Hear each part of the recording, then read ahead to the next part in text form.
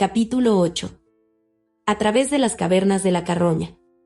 Día y noche nos dirigía nuestra brújula directamente hacia el norte tras el otro aparato. Al anochecer del segundo día notamos el aire mucho más frío, y dada la dirección del Ecuador, de la que veníamos, esto nos aseguraba que nos acercábamos rápidamente a las regiones árticas. Mi conocimiento de los esfuerzos realizados por innumerables expediciones para explorar aquel territorio desconocido me hacía ir con precaución, pues nunca había vuelto ningún aparato de los que atravesaban una distancia considerable de la poderosa barrera de hielo que separa el borde sur de los helados territorios. Lo que fue de ellos nadie lo supo. Únicamente que habían pasado para siempre de la vista del hombre en aquella triste y misteriosa comarca del Polo. La distancia de la barrera al Polo no era mayor de la que un rápido aparato podía recorrer en unas horas, por tanto, se daba por cierto que alguna terrible catástrofe esperaba a los que llegaban a la Tierra Prohibida, como había llegado a ser llamada por los marcianos del mundo exterior. Así, pues, aflojé la marcha al aproximarnos a la barrera, pues pensaba proceder con cautela por el hielo para descubrir, antes de caer en algún lazo, si realmente había un territorio habitado en el Polo Norte, porque solo allí podía imaginar un sitio en que Metaixchang se creyese a salvo de John Carter, príncipe de Helium. Volábamos muy lentamente, casi al nivel del suelo, materialmente palpando nuestro camino entre las tinieblas, porque las dos lunas se habían ocultado y la noche estaba oscurecida por las nubes, que solo se encuentran en las dos extremidades de Marte. De repente, un enorme muro blanco se levantó directamente en nuestro camino, y aunque eché el freno y giré nuestro vehículo, no pude evitar el choque. Con un agonizante estrépito dimos en el gran obstáculo que aparecía ante nosotros. El aparato vaciló, la máquina se detuvo y uno de los tanques recién arreglados estalló, y nos precipitamos de cabeza al suelo a 20 metros de altura. Afortunadamente, no nos hicimos daño, y cuando logramos salir de los restos del aparato la luna menor había salido de nuevo por debajo del horizonte, y pudimos ver que nos encontrábamos al pie de una enorme barrera de hielo, de la cual salían grandes colinas de granito que le impedían seguir flotando hacia el sur. ¡Qué mala suerte! Con el viaje casi terminado, quedarse en la parte exterior de aquella muralla de piedra y hielo imposible de escalar. Miré a Tabandín, que se limitaba a mover desconsoladamente la cabeza. El resto de la noche la pasamos estremeciéndonos de frío con nuestros poco adecuados trajes de seda y lana sobre la nieve que cubre el pie de la barrera de hielo. Con la luz del día, mi espíritu recobró algo de su acostumbrado optimismo, aunque debo confesar que había bien poco que lo alimentase. ¿Qué haremos?, me preguntó Tabandín. ¿Cómo atravesar lo que es infranqueable? Primero tenemos que probar que lo es, repliqué. No admitiré que lo sea antes de haber recorrido el círculo entero y hallarme de nuevo derrotado en este sitio. Cuanto antes empecemos, mejor, porque no veo otro camino, y nos llevará más de un mes el recorrer los cansados y helados kilómetros que se extienden ante nosotros. Durante 5 días de frío, sufrimientos y privaciones, recorrimos el rudo y helado camino que se extiende al pie de la barrera de hielo. Muchos animales cubiertos de pieles nos atacaban de día y de noche. Ni por un momento estuvimos a salvo del repentino ataque de algún demonio del norte.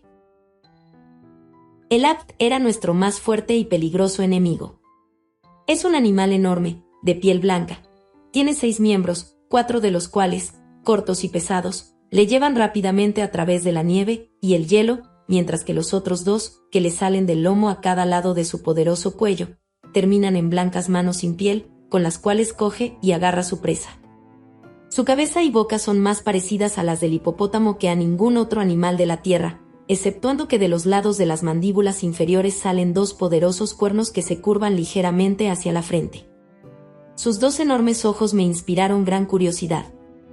Se extienden en 2 grandes manchas ovaladas, desde el centro de la parte superior del cráneo, a cada lado de la cabeza, hasta más abajo de las raíces de los cuernos, de modo que estas defensas realmente salen de la parte inferior de los ojos, que están compuestos de varios miles de ocelos cada uno. Esta estructura de ojo parecía notable en un animal cuyas guaridas se hallaban en un deslumbrador campo de hielo y nieve, y aunque al examinar cuidadosamente a varios que matamos vimos que cada ocelo tiene su propio párpado y que el animal puede cerrar cuantas facetas de sus enormes ojos quiera, sin embargo, Yo estaba seguro de que la naturaleza así le había provisto porque gran parte de su vida había de pasarse en oscuros y subterráneos recintos. Poco después de esto encontramos el más enorme apt que hemos visto nunca. El animal medía de alzada 8 metros largos, y estaba tan cuidado, limpio y brillante, que hubiese jurado que lo acababan de cepillar. Nos miraba, al acercarnos, porque habíamos averiguado que era perder el tiempo intentar escapar a la furia que parece apoderarse de aquellos animales diabólicos que vagan por el triste norte, atacando a todo ser viviente que perciben con sus ojos de largo alcance. Aunque no tengan hambre y no puedan comer más, matan solamente por el placer que sienten en quitar la vida. Así es que cuando aquel ejemplar no nos atacó y en vez de esto, dio media vuelta y empezó a trotar, al acercarnos a él, hubiese quedado sorprendido al no ver, como vi, un collar de oro alrededor de su cuello. También Tabandín lo vio, y para los dos fue esto un mensaje de esperanza. Solo el hombre podía haber colocado el collar, y como ninguna raza de marcianos que conozcamos ha intentado domesticar al feroz apt, debía de pertenecer a gente del norte, cuya existencia ignorábamos, quizá los fabulosos hombres amarillos de Barsoom, aquella antiguamente poderosa raza que se suponía extinguida, aunque a veces los teóricos creían existía en el helado norte. Simultáneamente seguimos la pista del enorme animal. Hicimos prontamente comprender a Gola nuestro deseo, de modo que fue innecesario no perder de vista a la bestia, cuya rápida huida sobre la tosca tierra le hizo pronto desaparecer a nuestros ojos. Durante más de 2 horas, la pista corrió paralela a la barrera, y después, de repente, se volvió hacia ella a través del más áspero y, al parecer, impracticable camino que había visto nunca. Enormes peñas de granito nos cerraban el paso por todas partes, profundas grietas en el hielo amenazaban tragarnos al menor paso dado en falso, y una ligera brisa que soplaba del norte nos traía un hedor insoportable que casi nos asfixiaba. Tardamos 2 horas más en atravesar unos cientos de metros del pie de la barrera. Después, dando vueltas a lo que parecía un muro de granito, llegamos a un área plana de 2 acres delante de la base del enorme montón de hielo y roca que nos había despistado durante 2 días, y vimos ante nosotros la oscura y cavernosa boca de una cueva. Por la abertura repelente emanaba el terrible hedor, y Tabandín, al examinar el sitio, exclamó con profunda sorpresa, por todos mis antecesores, que haya yo llegado a ser testigo de la realidad de las fabulosas cavernas de la Carroña. Sí, en efecto, son estas, hemos hallado el camino para atravesar la barrera. La antigua crónica de los primeros historiadores de Barsoom, tan antigua que durante siglo se ha tenido por mitológica, recuerda la huida de los hombres amarillos ante las devastaciones de las hordas verdes que invadieron a Barsoom, cuando, al secarse los grandes océanos, se vieron precisadas a salir de ellos las razas dominantes de que los habitaban. Relatan los restos de esta una vez poderosa raza, como vagaban, acosados a cada paso, hasta que, al fin, encontraron un camino a través de la barrera de hielo del norte, que los condujo a un fértil valle del polo. Ante la abertura del pasaje subterráneo, que conducía a su puerto de refugio, fue librada una gran batalla, de la que salieron victoriosos los hombres amarillos, y dentro de las cuevas que daban paso a su nueva patria amontonaron los cuerpos de los muertos de uno y otro bando para que el hedor hiciese desistir a sus enemigos de su persecución. Y desde aquel lejano día los muertos de esta tierra fabulosa han sido llevados a las cavernas de la Carroña para que, aunque en muerte y corrupción, puedan servir a los suyos y apartar a los invasores. Aquí también traen, según cuenta la fábula, todos los desperdicios de la nación, todo cuanto es corruptible y puede añadirse al hedor que ofende a nuestro olfato. Y la muerte acecha a cada paso entre la podredumbre, porque aquí tienen sus guaridas los fieros apitis, añadiendo a la acumulación de la podredumbre los restos de sus presas que no pueden acabar de devorar. Es un horrible camino que conduce a nuestro destino, pero no hay otro. ¿Estás, pues, seguro de que hemos encontrado el camino que conduce a la tierra de los hombres amarillos?, exclamé. Tan seguro como puedo estarlo, replicó, teniendo solo como base de mi afirmación una antigua leyenda. Pero mira cómo hasta aquí cada detalle concuerda con la antiquísima historia de la égira de la raza amarilla. Sí, estoy seguro de que hemos descubierto el camino de su antiguo escondite. Si es así, y pidamos que sea verdad, dije, entonces podremos aquí resolver el misterio de la desaparición de Tardos Mors, Jeddah de Helium, y Mors Kajak, su hijo, porque no ha quedado otro sitio por explorar en todo Barsoom por las muchas expediciones e innumerables espías que los han estado buscando cerca de 2 años. La última noticia que de ellos tuvimos es que buscaban a Cartoris, mi valiente hijo, más allá de la barrera de hielo. Mientras hablábamos nos habíamos ido acercando a la entrada de la cueva, y al cruzarla, dejé de sorprenderme de que los antiguos enemigos verdes de los hombres amarillos se hubiesen detenido ante los horrores de aquel espantoso camino. Los huesos de los muertos estaban reunidos en grandes montones, en la primera cueva, y sobre toda ella había un puré pútrido de carne corrompida, a través del cual los apitis habían trazado una hedionda pista que conducía a la entrada de la segunda cueva. El techo de la primera habitación era bajo, como todos los que atravesamos después, de modo que los malos olores estaban condensados y confinados hasta tal punto que parecían de una sustancia tangible. Se sentía uno casi tentado a desenvainar la espada y abrirse camino a través buscando aire puro. ¿Puede un hombre respirar este aire pútrido sin morir?, preguntó Tabandín, ahogándose. Me figuro que no mucho tiempo, repliqué. Así es que debemos apresurarnos. Yo iré delante, ven detrás, y que Gola vaya en medio. Ven. Y diciendo estas palabras, me precipité a través de la fétida masa de putrefacción. Solo después de haber atravesado 7 cuevas de diferentes tamaños y variando poco el poder y calidad de sus hedores, encontramos oposición material. Después, dentro de la 8ª cueva, dimos con una guarida de apitis. Más de 20 terribles fieras se hallaban en la cueva. Algunas dormían, mientras otras destrozaban presas recientes o combatían entre sí. Allí, en la penumbra de su casa subterránea, se apreciaba la utilidad de sus grandes ojos, porque aquellas cuevas interiores están sumidas en sombra perpetua, que es poco menos que completas tinieblas. El intentar pasar por en medio de aquel fiero rebaño, hasta a mí me parecía la mayor locura, así es que propuse a Tabandín que se volviese al mundo exterior con Gola, para que los dos pudiesen encontrar el camino que los condujese de nuevo a la civilización y volver con fuerzas suficientes para vencer, no solo a los apitis, sino cualquier otro obstáculo que pudiese hallarse entre nosotros y nuestro objeto. Mientras tanto continué, puede ser que descubra algún medio de penetrar en la tierra de los hombres amarillos, pero si no lo logro, solo se habrá sacrificado una vida. Si todos pereciésemos, no podrá nadie conducir una partida de rescate a Deja Toris y tu hija. No me volveré dejándote aquí solo, John Carter, replicó Tabandín, y agregó: a donde vayas, sea a la victoria o a la muerte, el Jedha Tepesetar irá contigo. He dicho. Supe por su tono que era inútil tratar de convencerle, así es que transigí, mandando a Gola que se volviese.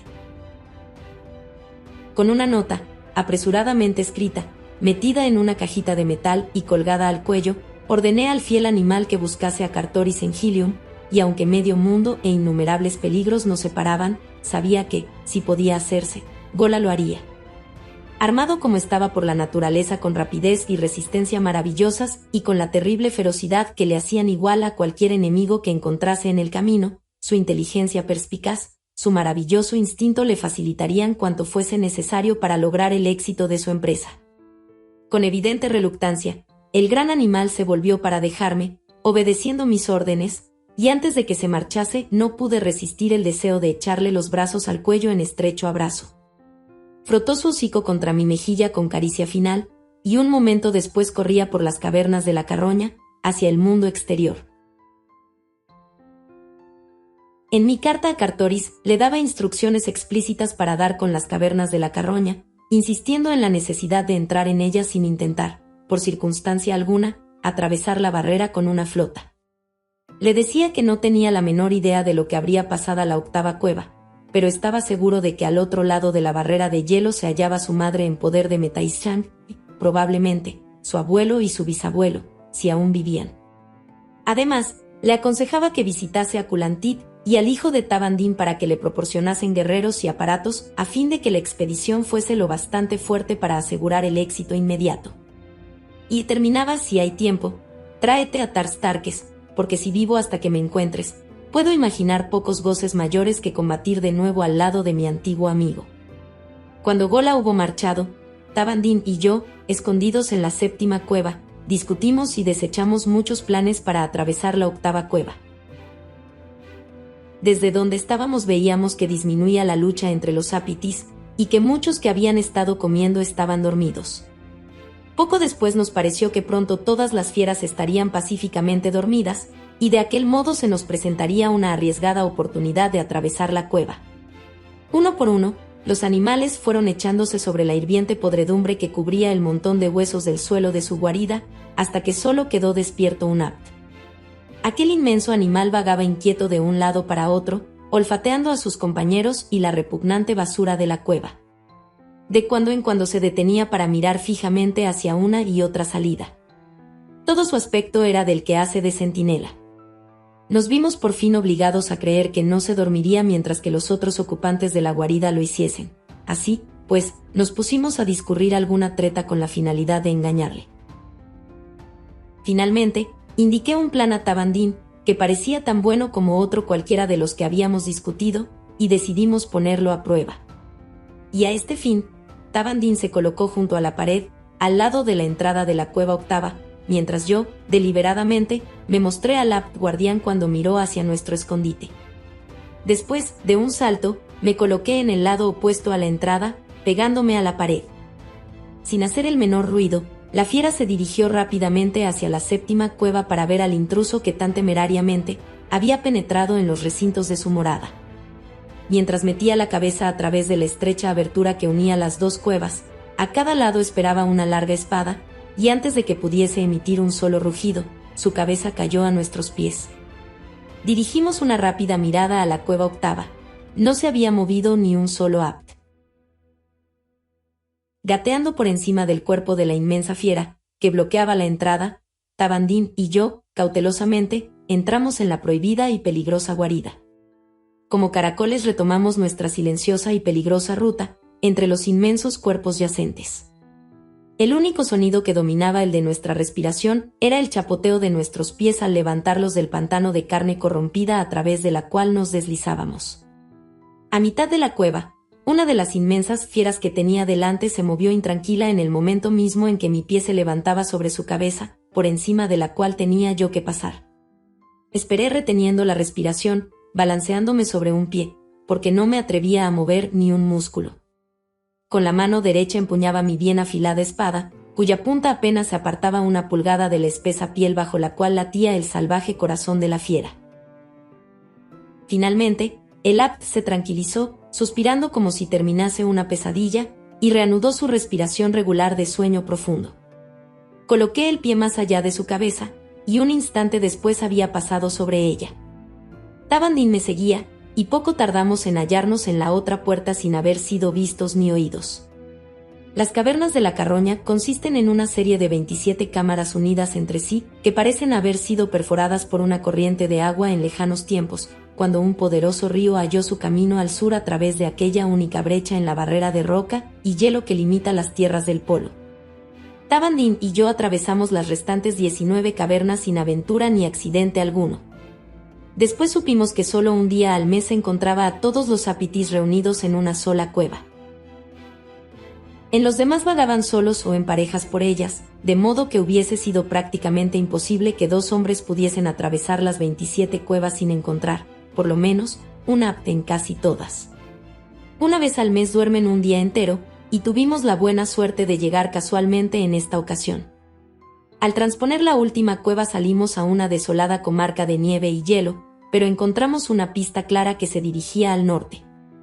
El camino estaba lleno de acantilados como el sur de la barrera, de modo que solo podíamos ver a corta distancia. Después de un par de horas pasamos un inmenso peñasco y llegamos a un declive muy pendiente que conducía a un valle. En línea recta, ante nosotros, vimos a media docena de hombres fieros, individuos con oscuras barbas y piel del color de un limón maduro. «Los hombres amarillos de Barsoom», exclamó Tabandín, como si, a una hora que los veía, apenas pudiese creer que la misma raza que esperábamos hallar escondida en aquella remota e inaccesible comarca existiese realmente. Nos retiramos detrás de una roca para observarlos. Estaban agrupados al pie de otro inmenso peñasco y nos volvían la espalda. Uno de ellos se asomaba por el borde de la masa granítica, como si observase a alguien que viniese en dirección opuesta. Poco después, el objeto de su escrutinio apareció a mis ojos y vi que era otro hombre amarillo. Todos iban vestidos con magníficas pieles, los 6 con la piel rayada de negro y amarillo del Orluk, y el que se acercaba solo estaba resplandeciente con la pura piel blanca de un Abt. Los hombres amarillos iban armados con 2 espadas, y una corta jabalina les pendía de la espalda, mientras que de sus brazos izquierdos colgaban unos escudos que parecían 2 tazas grandes, los lados cóncavos de los cuales estaban hacia afuera, hacia el antagonista. Parecían mezquinos y fútiles suplementos de seguridad contra un espadachín cualquiera, pero más tarde había yo de ver cuál era su objeto y con qué maravillosa destreza los hombres amarillos los manejan. Una de las espadas, que cada uno de los guerreros llevaba, me llamó inmediatamente la atención. La llamo una espada, pero en realidad era una hoja afilada con un gancho en el extremo. La otra espada era aproximadamente del mismo largo que la mía. Era recta y de 2 filos. Además de estas 2 armas, cada hombre llevaba en su correaje un puñal.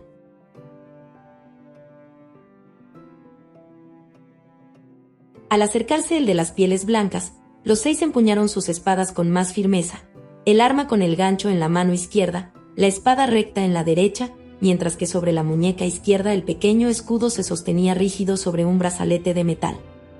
Al llegar el solitario guerrero frente a los otros 6, estos se precipitaron sobre él dando gritos endemoniados, que se parecían mucho al salvaje grito guerrero de los bandidos del sudoeste. Instantáneamente el atacado desenvainó sus 2 espadas, y al caer sobre él los 6, fui testigo de la lucha más bonita que puede verse. Con sus agudos ganchos, los combatientes intentaron apoderarse del adversario, pero tan rápido como el relámpago, el escudo, en forma de taza, saltaba ante el arma y el gancho se hundía en su hueco. Una vez, el guerrero solitario sorprendió a un enemigo por el lado del gancho y, atrayéndole hacia sí, le hundió la espada en el pecho.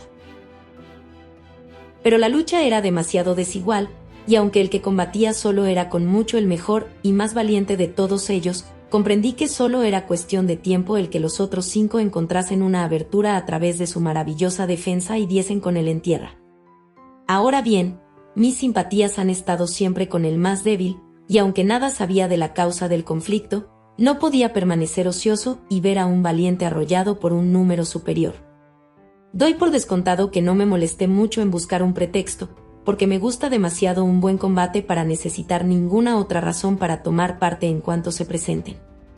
Así, pues, antes de que Tabandín pudiese darse cuenta de lo que yo hacía, me vio al lado del hombre amarillo vestido de blanco luchando como un loco con sus 5 adversarios.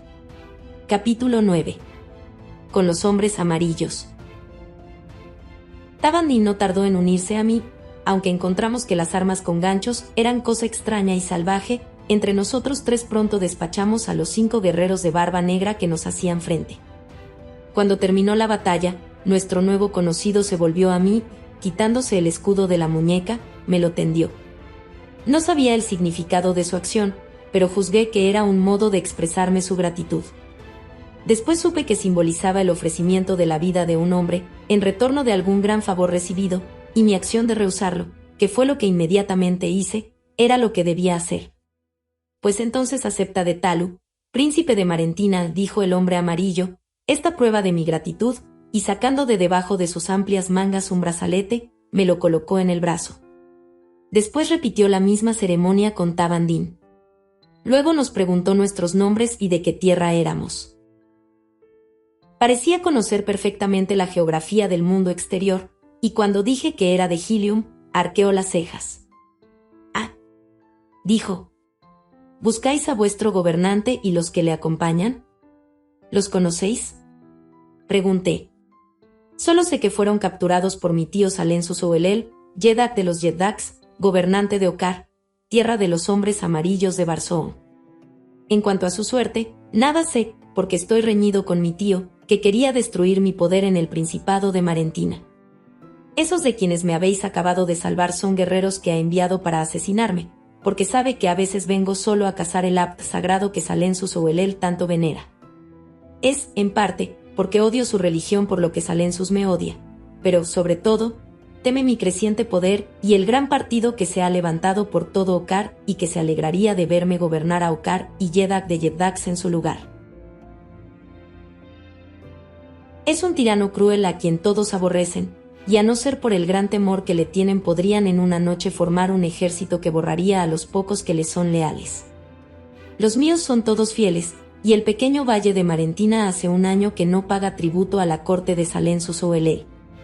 Ni puede tampoco obligarnos a ello, porque 12 hombres son suficientes para defender el estrecho camino de Marentina contra 1.000.000. Pero ahora, a vuestros asuntos. ¿Cómo puedo ayudaros? Mi palacio está desde hoy a vuestra disposición si queréis honrarme viniendo a Marentina. Cuando cumplamos nuestra misión aceptaremos con gusto vuestra invitación, repliqué, pero ahora podéis ayudarnos dirigiéndonos a la corte de Salensus-Oelel e indicándonos algún medio para lograr que nos admitan en la ciudad y en el palacio o cualquier otro sitio donde estén nuestros amigos.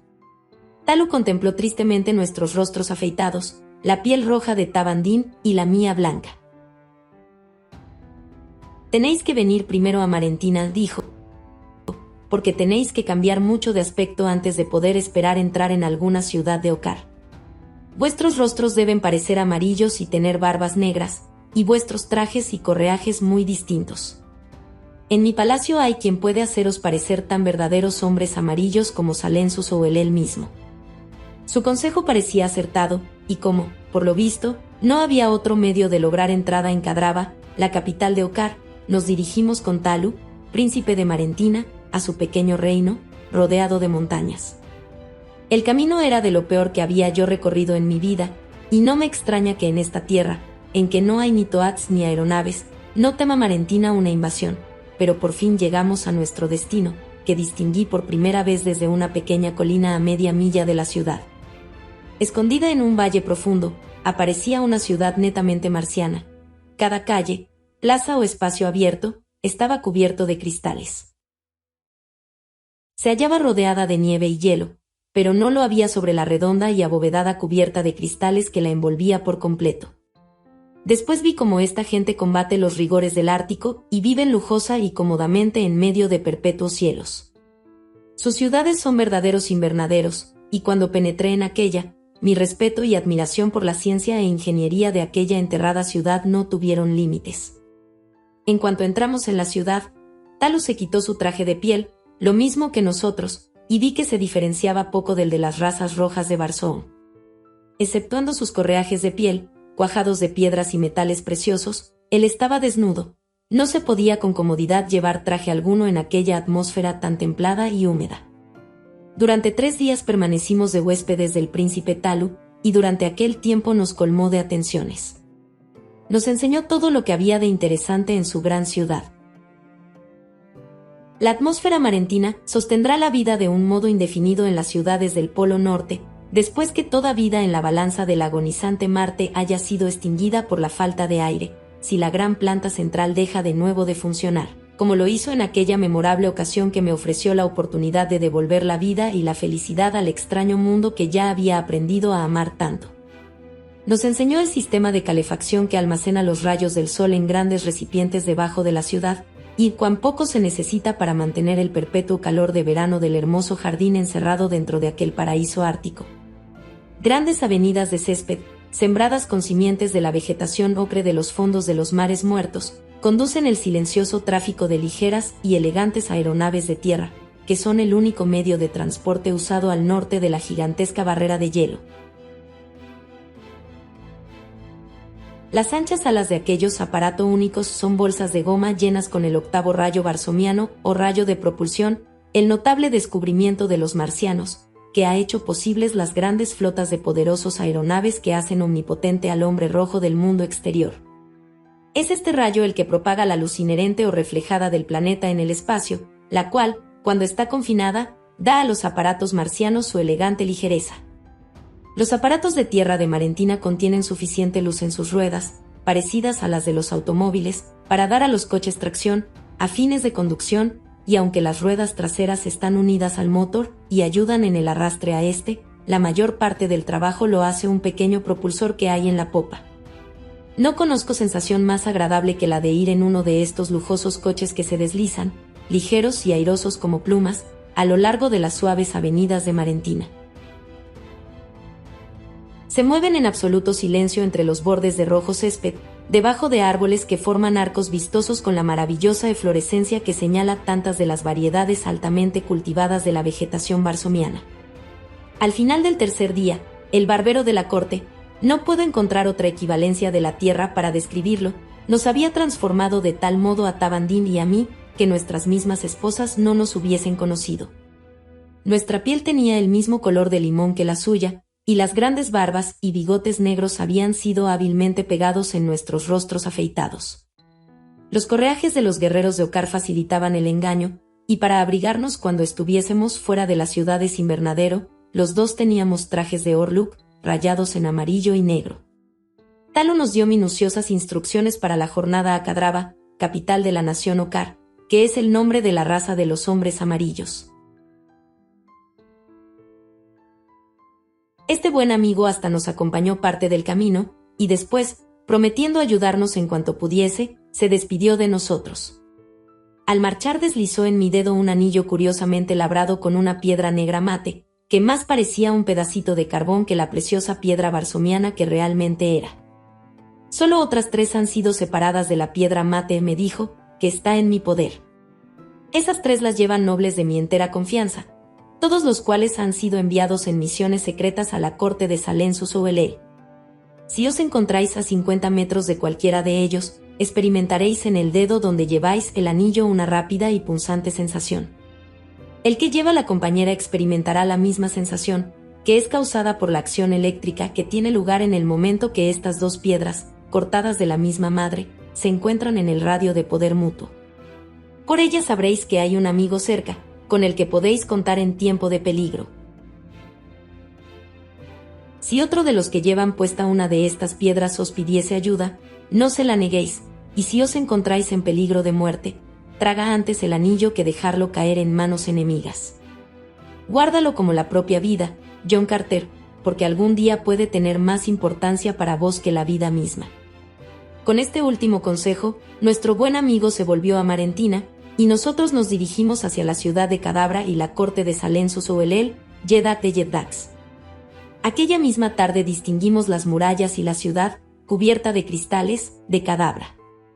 Está situada en una hondonada cerca del polo, rodeada por colinas rocosas cubiertas de nieve. Desde el desfiladero, a través del cual entramos en el valle, tuvimos una espléndida visión de aquella gran ciudad del norte. Sus cúpulas de cristal relucían a la luz del sol, que brillaba sobre la muralla cubierta de nieve que rodea los 100 kilómetros de su circunferencia. A intervalos regulares, grandes verjas dan entrada a la ciudad, y a la distancia donde nos hallábamos podíamos ver que estaban todas cerradas, y siguiendo la indicación de Talu dejamos para el día siguiente el intentar entrar en la ciudad. Como nos había dicho, encontramos bastantes cuevas en las colinas que nos rodeaban, y en una de ellas nos metimos para pasar la noche. Nuestras calientes pieles de Orluk nos conservaron completamente confortables, y solo nos despertamos después de un sueño reparador, al amanecer del día siguiente. Ya estaba la ciudad en movimiento, y por varias de las puertas vimos salir grupos de hombres amarillos. Siguiendo fielmente los menores detalles de las instrucciones dadas por nuestro buen amigo de Marentina, permanecimos varias horas escondidos, hasta que un grupo de unos 6 guerreros pasó a lo largo del camino más abajo de nuestro escondite, dirigiéndose a las colinas por el desfiladero que habíamos recorrido la noche antes. Después de haberles dado tiempo de alejarse, Tabandín y yo salimos afuera y los seguimos, alcanzándoles cuando estaban internados en las montañas. Cuando estuvimos casi a su lado, llamé al jefe, y todo el grupo se detuvo y se volvió a mirarnos. El momento crítico había llegado. Si podíamos engañar a aquellos hombres, el resto sería comparativamente fácil. «Cae», exclamé al acercarme a ellos. «Cae», me contestó el jefe. «Venimos de Iyal», proseguí, dando el nombre de la ciudad más remota de Ocar, que casi no tiene relación alguna con Cadabra. «Llegamos ayer, y esta mañana el capitán de la guardia nos ha dicho que ibais a cazar Orluks, que es un deporte que no lo encontramos en nuestra propia localidad. Nos hemos apresurado a seguiros para que nos permitáis acompañaros». Engañamos completamente al oficial, y amablemente nos permitió unirnos a ellos. La casual conjetura de que iban a cazar Orluks resultó exacta, y Talo había dicho que había 10 probabilidades contra una de que tal sería el objeto de cualquier partida que saliese de Cadabra por el desfiladero, a través del cual habíamos penetrado en el valle, puesto que aquel camino era el que conducía directamente a las vastas llanuras frecuentadas por aquellas elefantinas fieras. En cuanto a la caza se refiere, el día resultó un fracaso, porque no vimos un solo Orluk, pero esto fue una suerte para nosotros, puesto que los hombres amarillos estaban tan desconsolados por su desgracia que no quisieron entrar en la ciudad por la misma puerta que habían salido por la mañana, pues, por lo visto, se habían alabado mucho ante el capitán de guardia respecto a su habilidad en aquel peligroso deporte. Nosotros, por tanto, nos aproximamos a Cadabra por un sitio distante varios kilómetros del que habían dejado por la mañana, y nos hallamos libres del peligro de tener que contestar a embarazosas preguntas y dar explicaciones respecto al capitán, que habíamos dicho era el que nos había indicado aquella partida de caza. Estábamos muy cerca de la ciudad, cuando me llamó la atención una elevada y negra flecha, cuyo extremo se elevaba a varios cientos de metros en el aire, desde lo que parecía ser un revuelto montón de maderas, ahora parcialmente cubierto de nieve. No me atrevía a hacer pregunta alguna, por temor de despertar sospechas, al ignorar algo que todo hombre amarillo debiera saber, pero antes de llegar a la entrada de la ciudad iba a saber el objeto de aquella sombría flecha y lo que significaba aquel cúmulo de destrozos que había a sus pies. Habíamos llegado casi a la puerta, cuando uno de los guerreros llamó a sus camaradas, señalando al mismo tiempo hacia el distante horizonte del sur. Siguiendo la dirección que indicaba, mis ojos distinguieron un enorme avión que se acercaba rápidamente y ya volaba por encima de las crestas de los montes que nos rodeaban. «Otros locos que quieren resolver los misterios del prohibido norte», dijo el oficial a media voz. «¿Cesará alguna vez su fatal curiosidad?» «Esperemos que no», contestó uno de los guerreros, porque entonces, ¿de dónde íbamos a sacar los esclavos y el deporte? Es verdad, pero qué estúpidos son al seguir viniendo a una región de donde ninguno de ellos vuelve nunca. «Detengámonos y veamos el fin de estos», sugirió uno de los hombres. El oficial miró hacia la ciudad. «El vigía lo ha visto», dijo, «nos quedaremos, porque puede que nos necesiten». Miré hacia la ciudad y vi varios cientos de guerreros que salían de ella. Andaban lentamente, como si no hubiese motivo para apresurarse, y así era, como pronto iba a saber. Después volví de nuevo los ojos hacia el avión que se dirigía rápidamente hacia la ciudad, y cuando se hubo acercado bastante, me sorprendió ver que sus propulsores no se movían.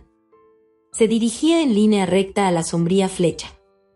Al fin vi moverse los grandes timones, intentando darle la vuelta, a pesar de lo cual seguía acercándose como si le atrajese algún poder irresistible y poderoso. Sobre su cubierta reinaba una intensa emoción. Los hombres corrían de un lado para otro cargando los cañones y preparándose para soltar el pequeño aparato en que solo cabe un hombre, una flota de los cuales forma parte del equipo de toda nave de guerra marciana. El aparato se acercaba cada vez más a la sombría flecha. Al minuto siguiente de chocar con ella vi la conocida señal que hacen los aparatos menores, formando un gran rebaño desde la cubierta del aparato madre. Instantáneamente, 100 pequeños aparatos alzaron el vuelo como una nube de enormes insectos, pero apenas se elevaron por el aire, la proa de cada uno se giró hacia la flecha, y ellos también se precipitaron a terrible velocidad hacia el ahora, al parecer, inevitable final que amenazaba al gran buque. La colisión tuvo lugar un momento después. Los hombres fueron precipitados en todas direcciones, desde la cubierta de la aeronave, mientras ésta se inclinaba, precipitándose en el montón de escombros de la base de la flecha. Con él cayó un chaparrón de pequeños aparatos, porque cada uno de ellos había dado con violencia en la sólida flecha. Noté que los aparatos caían rozando con el lado de la flecha, y que su caída no era tan rápida como era de esperar, y entonces, de repente, el secreto de aquella se me hizo patente, y con él una explicación de la causa que impedía que ningún aparato que traspasaba la barrera de hielo volviese nunca. La flecha era un poderoso imán, y cuando un aparato llegaba al radio de su poderosa atracción, por el acero de aluminio que forma parte con tanta abundancia en todas las construcciones varsomianas, ningún poder humano podía impedir un fin como el que acabábamos de presenciar. Después supe que la flecha descansaba directamente sobre el polo magnético de Marte, pero ignoro si esto aumenta su incalculable poder de atracción. Soy un guerrero y no un hombre de ciencia. Aquí, por fin, teníamos la explicación de la larga ausencia de Tardos Mors y Mors Kajak. Estos valientes e intrépidos guerreros se habían arriesgado en los misterios y peligros del helado norte para buscar a Cartoris, cuya larga ausencia había inclinado de pena la cabeza de su hermosa madre, de Hatoris, la princesa de Helium. En cuanto la última aeronave descansó en la base de la flecha, los guerreros amarillos de negras barbas cayeron sobre ellos, haciendo prisioneros a aquellos que no estaban heridos, y de cuando en cuando acabando de un sablazo con los heridos que parecían dispuestos a protestar contra sus insultos y amenazas.